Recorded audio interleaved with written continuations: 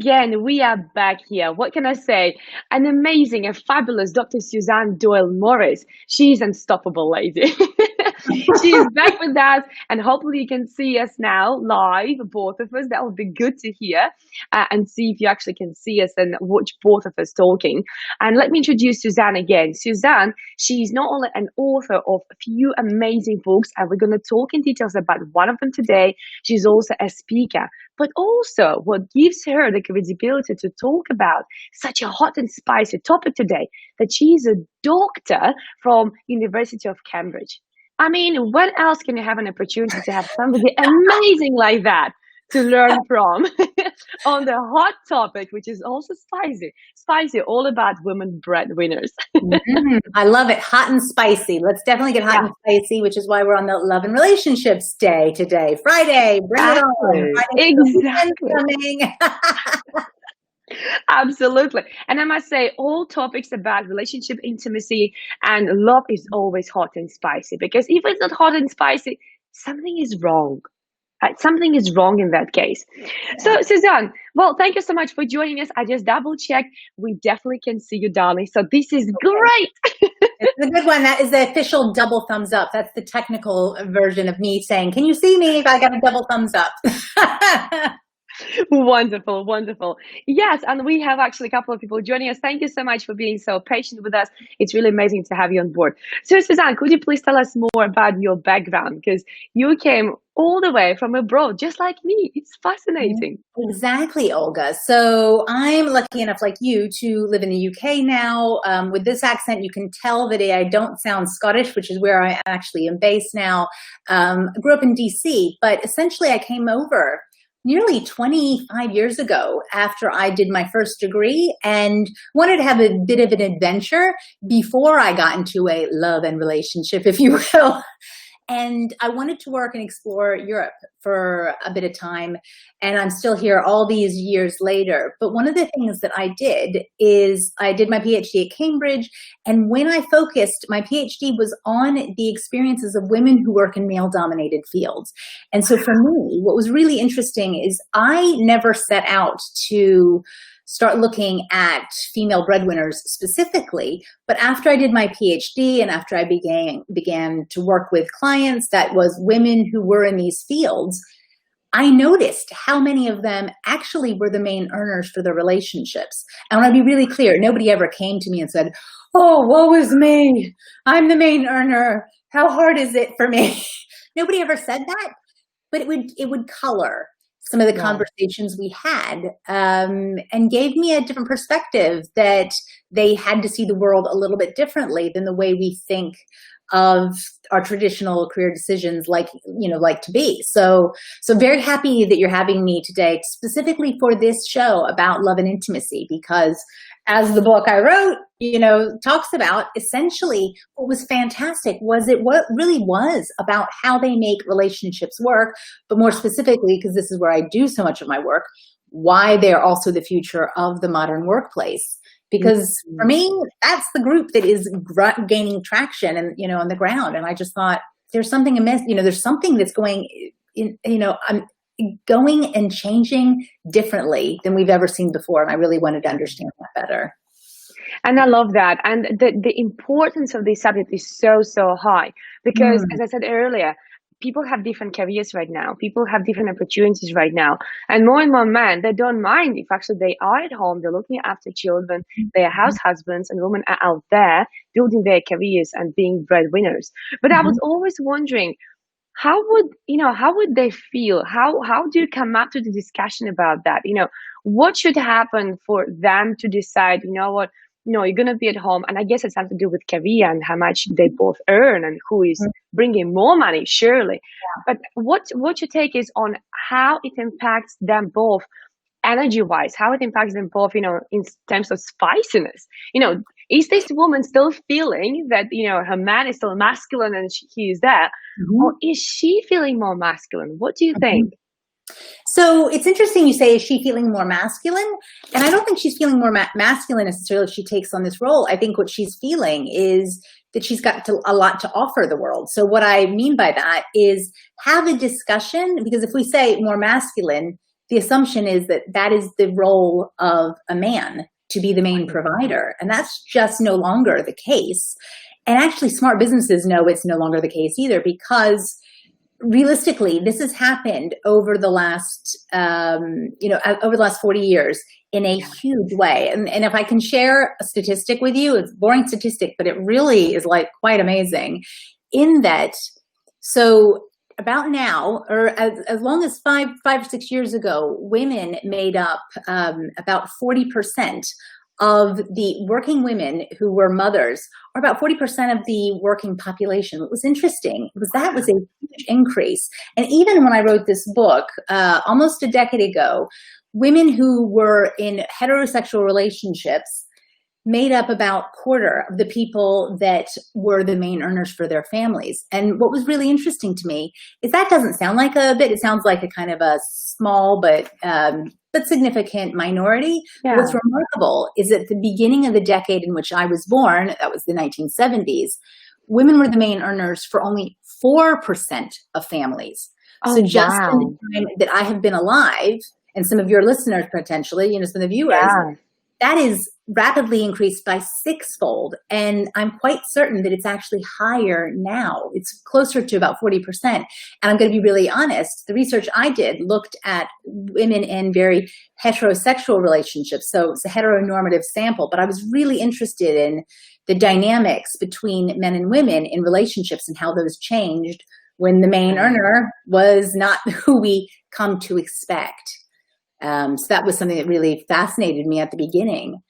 So yeah, so for me, that was a killer piece of data. But actually, my interest in this came from one single day. I can remember it in London. I was working with several clients, and I want to be really clear. Nobody ever came to me and said, "Oh, woe is me, I'm the main earner and I'm a woman." Like, yeah. I'm a career coach and I work with women to help them get promotions.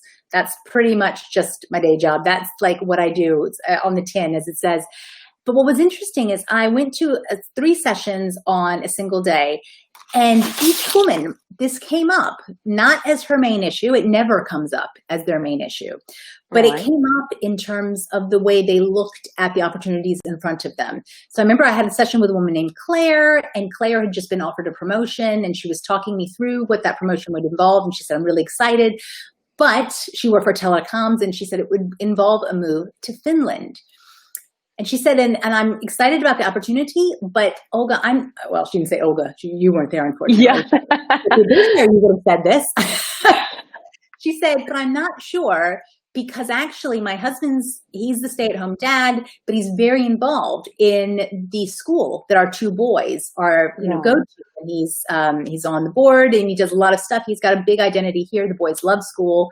So she wasn't 100% sure that it was the right choice for her to go. That was just one session.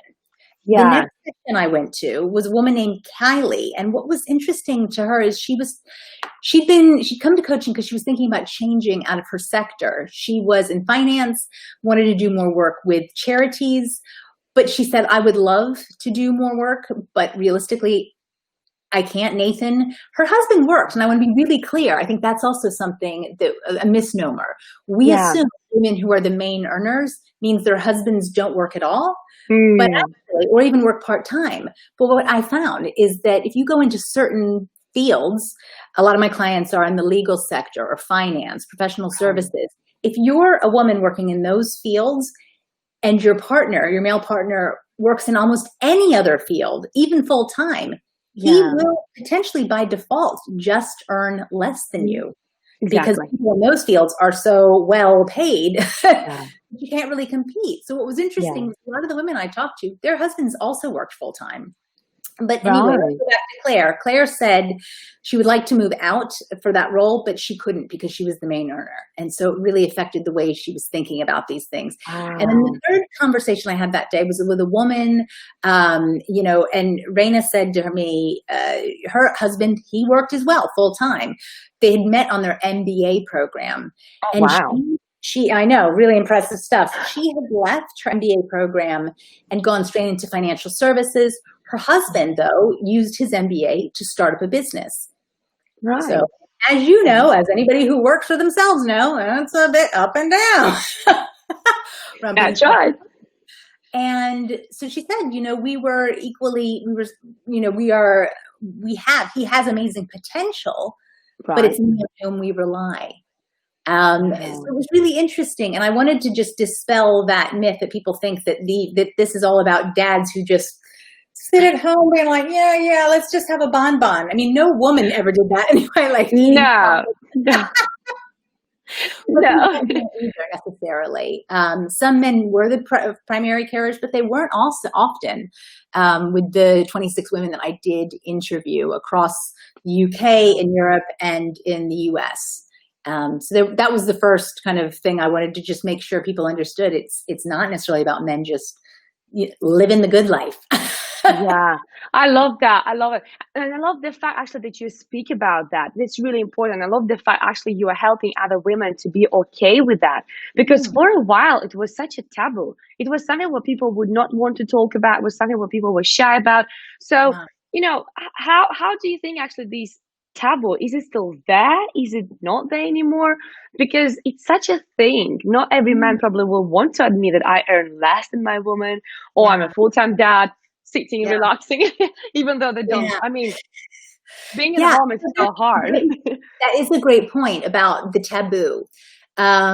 I didn't know that it would be such a taboo, but what was interesting was so I've written 2 other books, and I'm going to be lucky enough to come back and speak with you about them. Yeah. I'm very focused again on career progression. But what was interesting is that with this book, or with the other books, I'll say, one was about getting ahead as a woman in male-dominated field. We're going to talk about that in a couple of months. And the other was about how I believe it's called The Con Job, and it's because I believe we overvalue confidence and bravado in the workplace compared to competence and skill, which is all what we really need. Anyway, that's a separate topic. But what was really interesting was when I interviewed people for those 2 books, people were very happy. Use my name, use my company. I'll tell you all about myself. Oh, wow. For this book, nobody wanted to. Nobody wanted. In fact, some of them even said, when your book comes out, I'm going to be reading it because I'm in it, but I may wrap it so my husband doesn't see that I'm reading a book about it. No way. Yeah. So I think it's taboo because going back to the first point you made before about the masculine role, I think we assume that it's emasculating to talk about the woman who earns more. But realistically, this is, when we're talking in a COVID about the new normal, what's really interesting is this is the new normal. And it's really down to one thing. I think all of this has come from essentially one thing, and that is birth control. I didn't expect that. So tell us more. We go back to kind of 1960s, 70s when birth control started to become available. For the first time in millennia, women can control when and how many children they can have. And if I can control that, well, then I can do other things with my time as well. I can space my children. I can wait until I'm done my education. Yeah. And I can make more productive choices for the family I don't even have now, but I may want to have in the future. And that is really killer. For me, that was the killer app that really made all of this possible. And so what's interesting is that as soon as birth control became widely available, women chose, they voted with their feet or their uteruses maybe, I guess, and they went and they got educated. And as you and I know, women are outpacing men at university degrees across Europe, but also in most developed countries across the world, women are outperforming men in terms of not just the frequency with what they get, but the level to which they get those degrees. So that's helped fundamentally shift this into a different gear. Which is remarkable. Historical background, I'm not sure you wanted, but I think it's really important for us to kind of acknowledge and give props. Yes, and I love that. I think it's really, really important to know where things started, because then you can at least analyze and understand even deeper this topic. That's really, really good. We actually have a really beautiful comment here from Angela Pata. He says, Suzanne is absolutely awesome, and her books are well worth reading. We miss you down south. Oh, so much Oh. love. Thank you so much. And Well, thank you, it's great everybody here who. in Scotland. It's great here in Scotland. But the Oh, good news is female breadwinners are everywhere. exactly. That is so true. That is so true. But I'm quite fascinated what you said there, Suzanne, about the birth control and how women started to control their time and what they do with their time. I think which is remarkable, because I so agree with you. I mean, I had my child when I was 20. Yes, when I was 20. So now he's 14, and I'm thinking 2 years time he's gonna go live with his dad, and I'll be free to go travel the world, and I cannot wait. Oh, no. I hope he never watches this show, but I cannot wait for that, right? Because it's like freedom. And I'm thinking, if we wouldn't have all these tools which we have nowadays, then probably I would have God knows how many babies by now, right? So I think it's quite remarkable what we can do right now with just delaying the process of having more and more babies. We can be more productive, we can travel more, we can achieve more, we can help men to achieve more, we can support them, and also men can be support system for us. Yeah. But a part of this birth control, is there anything else, what do you think, forced or almost like impacted the number of female breadwinners in the last few decades, apart of birth control? Apart from birth control, I think that for me, that is, as I said, the killer app. And I'll go back to something you just said about, oh, I hope he never sees this. But in some ways, I hope he does, because actually, statistically, he is much more likely to pair up with, if he's heterosexual, pair up with a woman who may out-earn him and potentially will be. So I think that's a new normal that a lot of men have not faced. And I think a lot of women too. So the other reason I think that this is kind of a secretive thing is that I think a lot of, and again, I've got to go back to this heteronormative, that was my rest of my research. But what's interesting is when I talked to the women I interviewed, I asked any of them, did you see this coming at any point? And none of them did. None of them saw. That's interesting. So what was interesting is that so many of them said, yeah, I always wanted to earn, but I never thought I'd be in a relationship where I would be earning even 60%, let alone 100% of what we took home as a family. So I think what society gives us is this expectation that, when I walk down the aisle someday, if I'm a man, then I'll probably have to provide for a family. And I think what's interesting is modern women all think that their expectation is that they'll want to work, but I don't think they think they're going to be mainly responsible for the income. I think they think it'll be shared, but not the full, the full weight of it on them. Yeah. So I think that's interesting. And that's got to change the way men and women pair up, essentially going forward as well. So, I mean, he is only 14, so maybe he's not that interested, but his reality is much more likely to be shaped by this. Yeah. Well, I must say I'm quite fascinated by this, because I'm just, straight to applying this to myself. And I'm thinking, if I would be in a position to out-earn my man, how would I feel?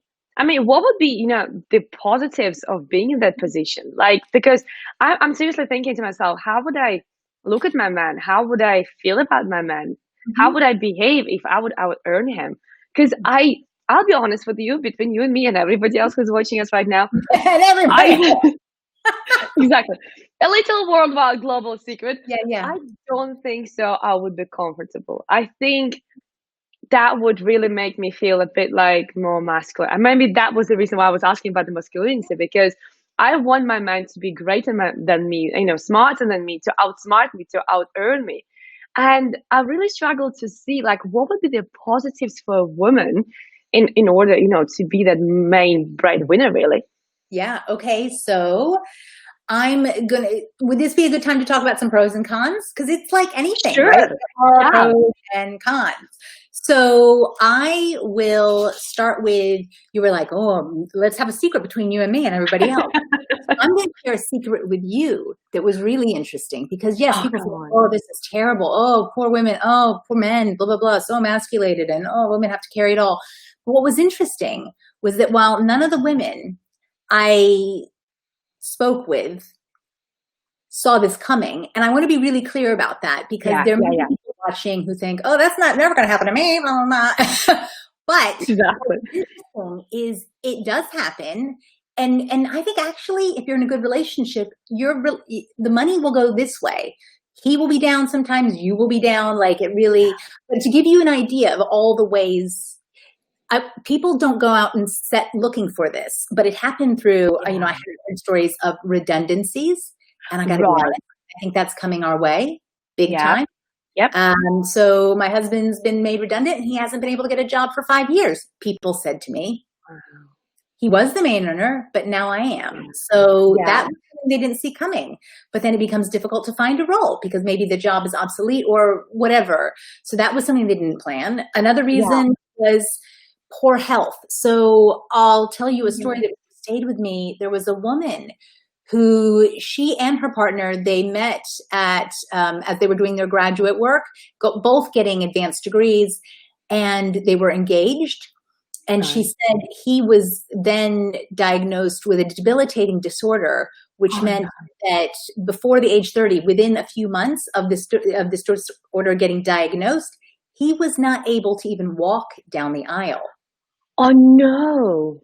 So she became the main earner for that family. And she said, this is not what we were planning even a year before. So I think ill health, COVID, hello. Exactly. Happens in an instant. So poor health, people going back for education, your partner says, you know what, I'm just not feeling this job. I want to go back to school. Suddenly, okay, well, and you want your partner, all of us, men and women, we want our partners to be fulfilled. So if your partner, Olga, came to you and said, I really want to do X, you probably, I know you're saying, oh, I'm not trying, but you'd probably want to support them. But you were carrying the bag for a couple of years, which is fine. But the truth is, you may be carrying it for longer. I'll give you other ones. I met lots of .com dads. So that was men who set up businesses. And as you know, it takes a bit of time to get, as moneyed as maybe they came from before.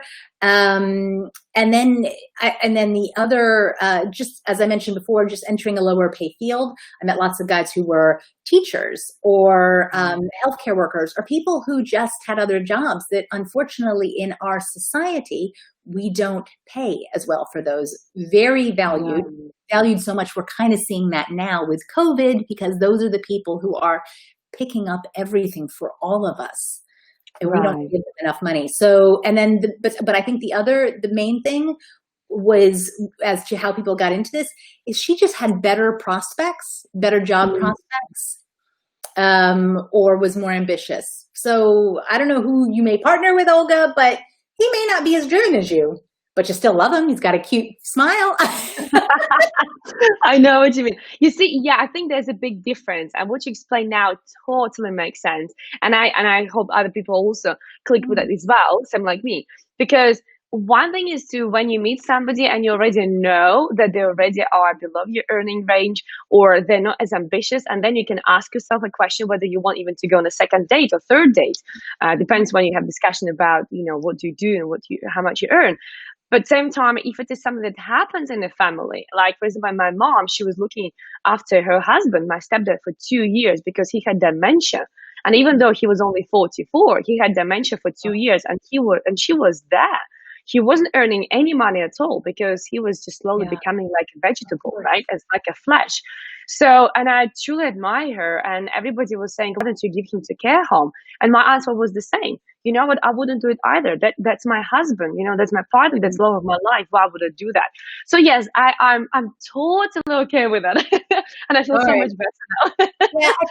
I think I just want to make people really clear that this is not a choice for many people, because it doesn't occur to women that we're not socialized to think this will be our end, but it happens, right? I mean, that's how the expression goes. It happens, right? So you got to get on with it. If you love the person, you love what they bring to the family. I heard things about great dads and, people who made, my husband, for example, so I'll tell you an irony, right? So I was not the main earner. The week this book got published, my husband was made redundant. What a coincidence. Yeah. So for 5 years after that, I was the main earner. So I was literally having to walk my talk. Yeah, exactly. In a very different way. I didn't expect that. Wow. So does that make sense? Like Totally, yeah. Like, oh, this won't ever happen to me. Yeah. No, it totally makes sense. It can happen to any of us. But the good news is that because so many of us are better educated than we've ever historically been, going back to pre-birth control days, then we have some options around this. So do you want to get to the nitty-gritty of the pros and the cons? Because I know you're like, what could be the pros? Yeah, exactly. Yeah, all right, exactly. So which one do you want to start with, the pros or the cons? I would start. Pros, cons, people. Pros, cons. Let's start. I would say cons. I would say for cons. I would say, yeah. I think let's start with the negative and then let's go for pros. Okay. All right. So the cons for these women was that, as I gave with some of the examples of the women I was talking about at the beginning, they had to be pretty strategic about their career decisions. Yeah. So they were always looking for, how do I do progression? How do I maintain this role? They couldn't have as easy a flight of fancy and say, I'm just going to chuck it all in. That had some real implications for them. It did. So that was something they had to be very careful of, just being more strategic. But I'd say virtually all of us have to be pretty strategic now, anyway, particularly considering how insecure the job environment is, whether you are self-employed or whether you work for a big company. I think a second interesting con, it's not actually a con, but it was for some of the women, is that families often made assumptions. So one thing that surprised me was how many women, their own parents didn't either give them credit or did not know that the woman was the main earner. Which was a really interesting one, because I'll tell you a story of a woman named Vashti, and she worked in airport security, and this was after 9/11. So she was making good money, of course. A very important topic. Her husband, however, he worked for a bank. And her parents, she said, they're immigrants from India. They came and raised me and my brother right to do well. We've done well. What's interesting is my parents think because my husband works in a bank, he must earn more than I do. Yes. I just work at Heathrow. And she said, and the thing is, I make twice what he does. But what's interesting is every time we're together, they ask how his career's going, what he's doing, blah, blah, blah, blah. And what was so funny is, and because he does some retail banking, what was interesting is she said he sometimes travels for work. And after 9/11, she said, I remember going to a lunch with my parents, and they turned to him and they said, Rafiq, how will travel be affected for business travelers everywhere? And she said, this was literally my job. How does he know? Alan again takes flights for work. He's thinking about it, whereas I'm always at Heathrow looking at security. But because I don't travel anywhere for it, they assume that he's got the big job. And she said, you know what, we just let people think that and that was actually very common.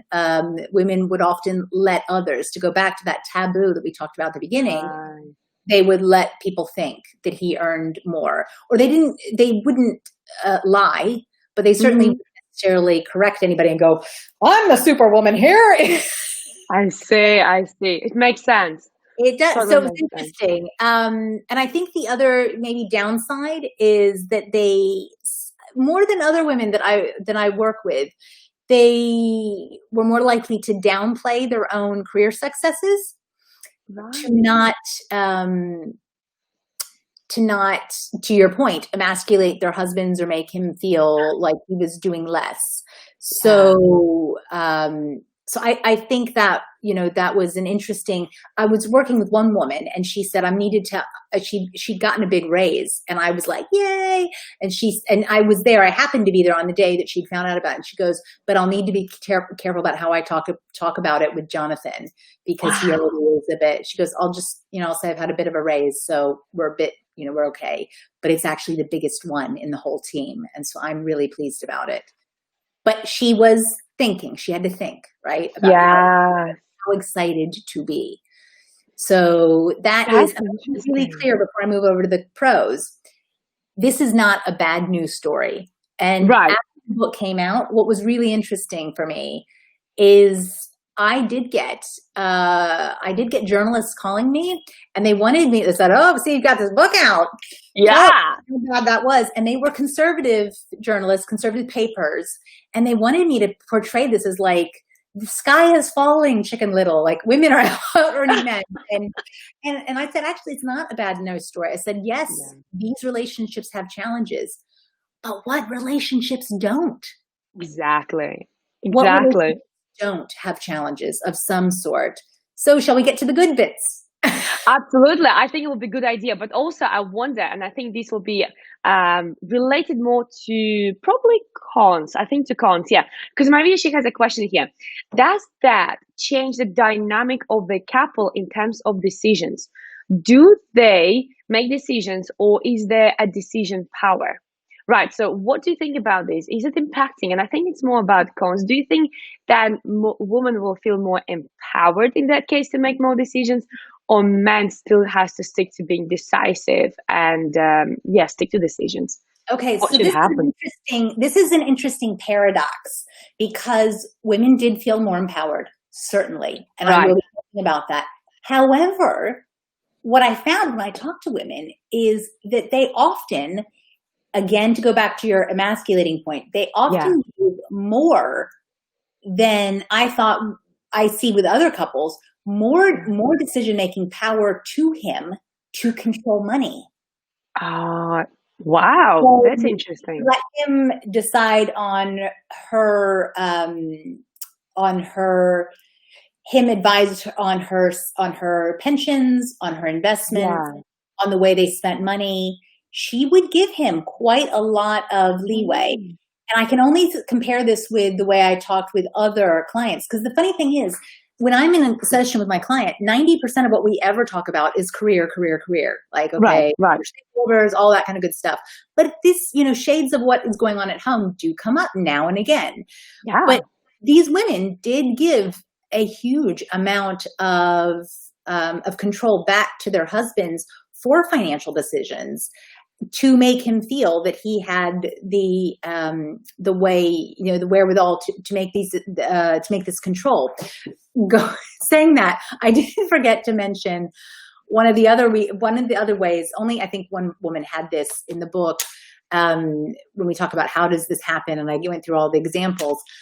Occasionally this happens because a man or a partner, but in this case the man, has made a really bad financial decision. And there was one woman whose husband had invested hugely, and it was a bad investment. I think they were scammed, which meant she was suddenly now have to bring in the money. Yes. Yeah. Again, and that happens to all of it. Like investments, some investments will be better than others. But if you put literally all your eggs in one basket, and that had happened with her husband, and he had the misfortune of it bringing everything down.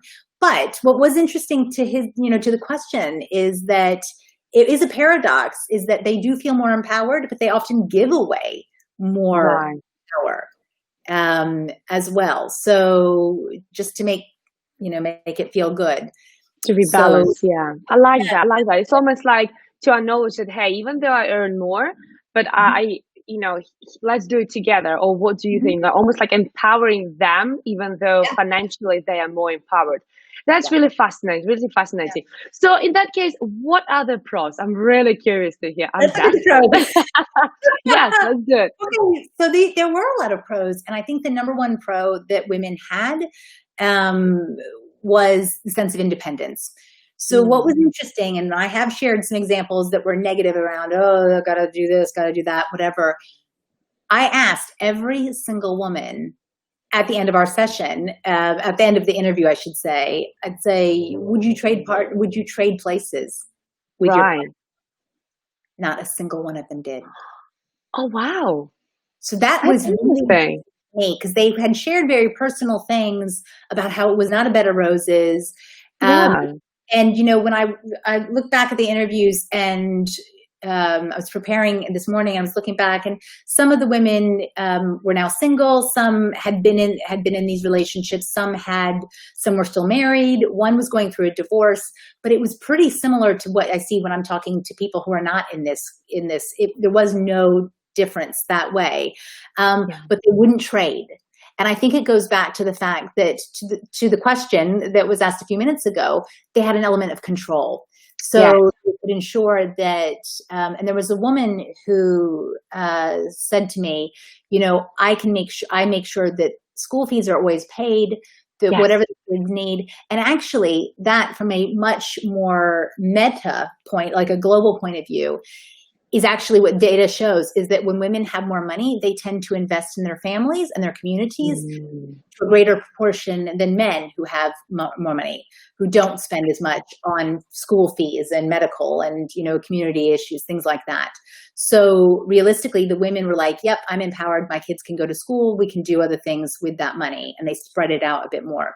So they felt very empowered.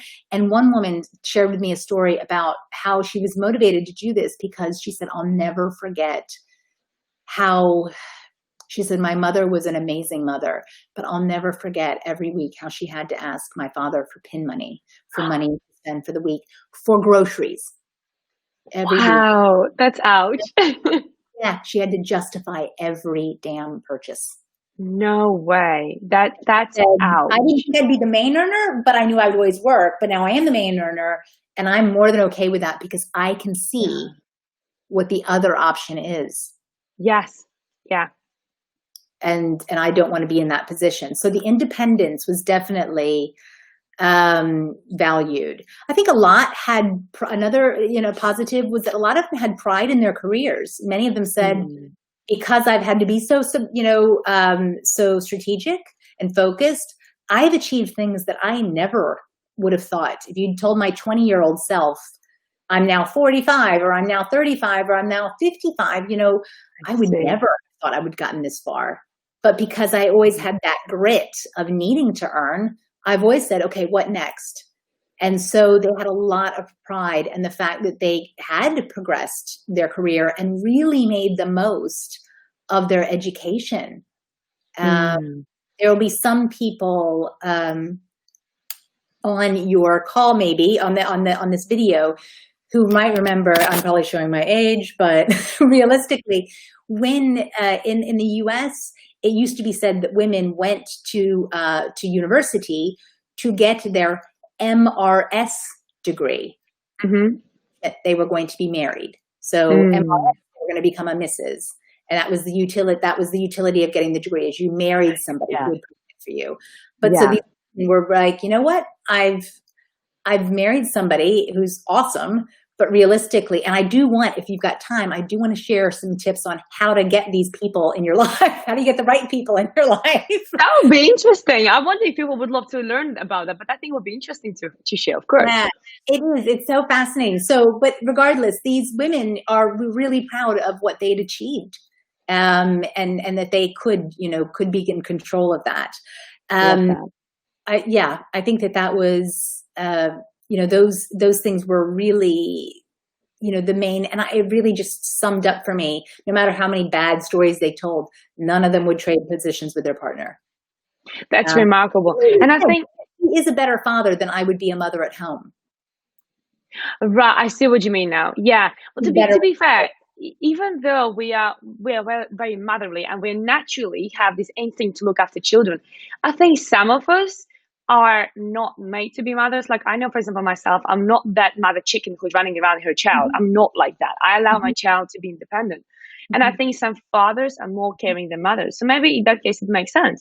But also I think what makes a woman being so strategic or being so committed, because we have that naturally. When we have a baby, we are committed to make it work. Right? We do whatever it takes. We go and we ask for advice. We go and we call our mothers. We ask what to do with babies. And the same we do with our careers. If we don't know something, I think women are more inclined to actually ask others for help than men, but also makes us become more successful in some ways because we make it faster because we don't try to work it out on our own. We're more willing to ask for the help that we need. So one thing, to that point, you just said something that really sparked off what I did notice in the book, which was that I think that what was the one thing that was difficult for women sometimes is they did think, am I being always a good mother? Oh, whereas yes. men do not question that. And I think what's interesting is it gets to that rub, which is a woman is a good mother, not because she earns. In fact, she Yeah. cannot earn a single thing. She could be a stay-at-home mother her whole life, actually, and be a fantastic mother. And I don't Yes. doubt that in the least. That's not the path I've chosen, and certainly most of my clients haven't taken that either. However, what is interesting is that men do not equate being a good father with being a good provider. No, they do equate that. They equate. So for a woman, her being a good mother does not mean that she's a good earner. For many men, being a good father means he is a good provider. Love that. This is so obvious, but this is so true. Exactly. Let's say I'm a good husband because I provide. I'm a good father because I provide for my children. And we women, I'm going to let them get on with it. I just put my feet up or whatever it is. But women feel that way. And I do think that was the difficulty, where the rub for some of the men came from, was that, you know, I'm doing all of that, but I think there's so much to that job. It is a hellishly difficult yet important, vital job that we need. But they don't equate being a good father if they're not earning to the same way that women do. And that is for me as well. Gosh, that is so fascinating. I love that. You know what? We have actually a couple of comments here on Facebook as well. Glenn says, really insightful topic and conversation. Well, that's what we brought it here, because it's so common nowadays that actually this is happening. So that's why it's here. And also Glenn says, my wife wears the trousers because I prefer to wear shirts. Well, you see, that's their preference. Maybe that's why. That sounds like really spicy, to use Olga's term, spicy bedroom ensemble as well. Absolutely. He wears the shirt. You've got one pair of pajamas between you. Yeah. But again, you see, it's really interesting what you brought here, the bedroom part, because let's put this way. If we talk about bedroom right now, who actually likes to be dominating all the time in a bedroom, right? Couples always like to switch. Not all couples are the same. But when I work with couples and when we talk about their intimacy, what I found out, it is healthy to switch roles. And then one partner is dominant and another partner is more submissive. And then you just switch it. So the same in life, really, you know, it's almost like a game. It's just financial game, I guess. And when you have to be the breadwinner, then you just step in and just are, because you look after your family, whether you are a man or a woman. But it's quite fascinating. So are there any other pros, or I have another dying question? Which should we go for? If I can continue with that slightly tongue-in-cheek topic, actually there is research, and I found it. I was like, oh, this is some good research. Oh, please give it. Jones. And one of the things that was really interesting is there is research that shows that if your male partner is good with chores and tasks and things around the house, all houses need them. If you want to live in a house, like most of us do, you got to kind of get on board with it. But actually the sex life between those partners is better. Oh. So I think that's really key. I'm like, cha-ching, if you know that you may get a little more frisky if you are equally sharing out the chores, then that's where the money is. But that's true, because look at that. By the time a woman will tidy up the house, clear up the table, wash the dishes, put them in the dishwasher, get them out, all of that, she is so exhausted. And last thing what she thinks about is when she goes to bed, oh, now we have to have some intimacy time. And all this time, she was observing her man sitting on a sofa, watching television, and she thinks, geez, for God's sake, will you just stand up and help me? So when they actually do help each other, especially if it's done in a kinky way, in a frisky way, in an interesting way, you know, it doesn't, especially if you don't have children at home. I mean, you can play around, like far around. I think you're right. So I'm definitely not the person to talk to if you want to get too kinky, but I did love this research because for me, it did show that, you know, sharing chores, it's all about being a partnership. And there is something that really turns you on if you feel appreciated. And, you know, not and having to do, for many of the women, having to do, you know, the job on site, and this is true if you're a main earner or not, but having to do the job, you know, your professional job, then coming back and having to do a full job again, when is the time, when is the energy, and where is there no resentment towards the other? And resentment never goes down well in the bedroom. So like, that's not the key. So anyway, I wanted to share that because I thought if that's not a reason to get hoovering, I don't know what is. Exactly. Especially if you can go in a kinky way. So maybe man, get half naked, get into Hoover, and start helping around the house.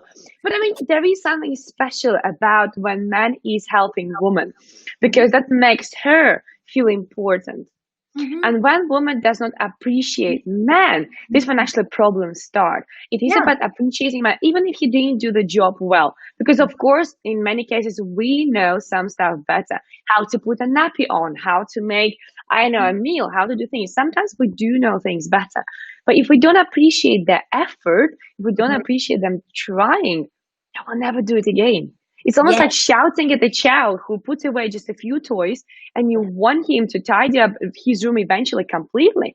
You're not going to shout at your child. You will say, oh my God, well done. You tidy up the room. And next time what child does it more. Yes. Yeah, no, that's a great point. That is a really, really good point. You know, for people who are thinking, who should I be looking for? Who could be this, you know, this progressive person, this progressive partner for me? I think that there is some great tips around that. So obviously living together, which all of us are doing right now all the time, whether we want to or not, we're like all upon each other's faces. Yes. But I think what's interesting is seeing how the partnership works around the chores. Because, you know, going to the point about, you know, sharing chores, it's like, how sexy do you think I'm going to feel if I do have to do all that time? When am I even going to fit in the time? Yes. You know, but if we can get this done quicker, if we can get that done quicker, because you're going to unload the dishwasher while I'm going to clean the surfaces. In a kinky way. And we can get on to other things, whether that's sex or a box set. Yeah, exactly. And enjoy our time together. I think that's really, really key. So one thing I wanted to share, if possible, was a few ideas. I do occasionally have younger women come up to me and say, what should I be looking for? And what is a good sign that someone would be able to take on this role? Because not all men can take on this role. And I did meet a few women who said that they dated people who were really threatened by this. And that was a good sign. They're like, and I'm glad I didn't marry him because actually my career means a lot to me. So I probably will never give it up. And there's potential, given the industries we work in or the level I'm at now, where I may earn more than him in the future. And I need to partner up with someone who would be okay with that. Yeah. So shall I give you some nitty-gritty tips on what to look for? I think that'll be really valuable because I'm sure we have different people in our audience who are actually watching or just checking YouTube and Facebook who actually would love to hear these tips because it happens nowadays so often. So please do, yes. Okay, so for me, the first one is to partner with someone who thinks what you do for a living, whatever it is, doesn't matter, is cool. There we go. And what I mean by that is that they're supportive, they see the value of it to society. Yeah. And they will, because occasionally I did meet people who said, you know, one of the ways that my husband, this was not most of them, but there's a couple of them said, my husband denigrates the work that I do sometimes. And I think that's about him feeling more in control. Because I interviewed people, the good, the bad, the ugly. But what was interesting is the women who were the most unhappiest said he sometimes denigrates what I do. You know, he says, oh, well, you know, you'd have to be stupid. One of them said, her husband said something about, you'd have to be stupid not to make a lot of money in your industry. Like, wow. That's what we just said before. How much of a turn on is that? Not at all. So, and, you know, for myself, my husband thinks having a loudmouth feminist is like, as his wife, is amazing. Lucky me, right? Absolutely. So that's great, you know, and he is supportive of me. And I think that really helps. So whatever you do, be with someone who thinks that's cool. And that's something you can find out actually pretty early on in your dating days, depending on how they talk about and ask about your role and what you're doing. I think that's a really big one. Another one that I found, there's no research on this, but what I did notice was in the patterns I saw, was it probably wasn't smart to, and this is a tricky one, not to pair up with someone who is in your industry and is currently a peer. Oh, that's interesting. Why would be that? Okay, because it's easy to get competitive. So most organizations go like this, or most career progress, not everybody can be at the top. But and I saw this a lot with lawyers. So a lot of people I met, I go back to the MBA couple I was talking about before, but lawyers in particular, if you go to law firms, there's a kind of, a path that people take. They go like, oh, I'm a junior associate, senior associate, maybe I'll make it today. Yeah. But as those years go by and they start having children, it's very difficult. It's not impossible by any stretch, but it is very difficult to have two partners in a marriage with children in particular. If you're getting a lot of help from external, I think there's nothing wrong with that. I mean, that's great if you do get help. But realistically, what was interesting is as I found people progressed in their own careers, if they were with peers, it was easier to become competitive against the other person. Or just even to compare yourself, your level, even if at different firms, compare your level where the other person was. And it often was subconscious, but it can. So realistically, I would say, I would advise my daughter, date somebody outside of your industry, just because it's harder to compare then, which is very difficult in this world where so many people spend so much time at work. How do you meet anybody else? That is actually a really interesting point which you're making here. And I'm quite fascinated, very excited actually to announce people some news here. Because what you're talking here is when people pair up, they're from the same industry. And one of them is very successful, for example, another one is just starting out or is not as successful. What this partner will develop is that imposter syndrome, and that will kill his confidence completely. Mm-hmm. And especially if it is a woman, let's say if it is speaking industry, and if let's say you and I, we pair up together, and let's say one of us is man, one of us is woman, and then one of us is more successful than another. I'm happy with that. Yeah, I'm happy to be female. It's easier to be female. It's easier. So I would have a massive imposter syndrome in that case, because I probably will think, well, you do better than me. Why I'm not booked as you are? Why I'm not as successful as you are? And maybe actually it's a good point, actually. And I'm so excited to say that everybody who's watching us right now, please come back on June 18th. Is it June 18th? Yes, June 18th, because we will be speaking more about these relationship topics. And actually we'll speak about Suzanne's book, which is The Con Job, which is all about getting ahead for competence in a world obsessed with the confidence. And by the way, it will be really helpful if you can download the first chapter from Suzanne's website, which is, I believe, on your website, right? It's free. Oh, that's amazing. That's amazing. Yeah. Try before you buy. Wonderful. Wonderful. Yeah, because it's just on your website. It's InclusIQ.com, right? /books. Yeah, I'll make sure I'll definitely share the link below. But I think it's really a valid point here, what you're mentioning, that when people get together in the same industry, it's really easy to kill your confidence. And especially as a woman, if you work in a male-dominated industry, which, to be fair, Suzanne, between you and me, speaking and coaching, it was always more male-dominated industry. Speaking is. Speaking is, but not coaching. Coaching is very, very female dominated. But the people who go to the top often, like any industry, female dominated industry, are often men. We see men who are setting up, schools and things like that. The education as a whole is very female dominated. Speaking. But the point about speaking is that I think part of the reason it is so male dominated, or historically was, because I think it was mostly men who thought they had something worth saying and that other people should listen to.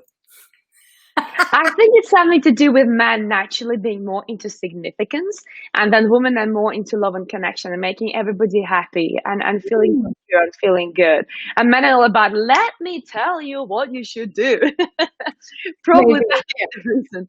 Wow. No, but I love what you mentioned there. Yes, it's quite important and valid point about being careful with whom you are and what industries you work with because it can cause some either imposter syndromes or lack of confidence and things like that. Oh, thank you for that. And thank you for your book.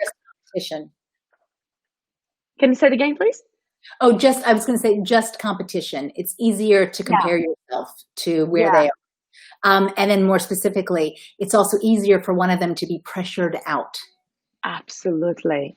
Yes, totally. Yeah, I can see that. Especially if you don't have children yet, but then in planning, Mm-hmm. And then it's a bigger challenge now. Okay, who gonna leave this career if both of us are successful? Or even It's go part-time, or even go mm, part-time. I think a lot of people think I'll stay, but who is going to, it takes a lot to even maintain a legal yeah, career, but to take it to the next level, you're really racking up the hours generally. And so yeah, who is going to even maintain or go part-time? It's not about leaving wholeheartedly, but realistically, it's those conversations of whose horse are we going to bet on? yeah, exactly. And give up. Exactly. I love that. I love that. So are there any more tips before we wrap it up? Because I'm not sure if you have noticed or not, but we already are here for an entire hour. I mean, it's remarkable. And I enjoyed this entire session, but I really am quite mindful of your time. So are there any other tips to people who are, for women particularly, who actually are in a high paying career, they're doing really, really well, and now they're dating, or they want to date, but they're too scared because they're thinking, well, maybe I'll not meet somebody at my level, or they'll be not earning enough. Is there anything else you can share with them? Yeah, you know what? I think you just have to, like, the book is full of tips. I'd have to really look, and let's be honest, I'd have to look this way now too. I'd be like, oh, I'm gonna get my glasses on now. I love those glasses. I've got tips in here. There's just, they're all over the place as to what modern women and I men love want. it. Realistically, there's just so much. But I think that last one is an interesting one about who to look for and what's the likelihood of me having even subconsciously competing with them. I love that. Love that. Well, Suzanne, I'm so happy that you will be coming back on 18th of June so we can speak more, because I'm dying to find out more information. This was so valuable. I love the questions we had here. I love also so many people watching us on both YouTube and also Facebook.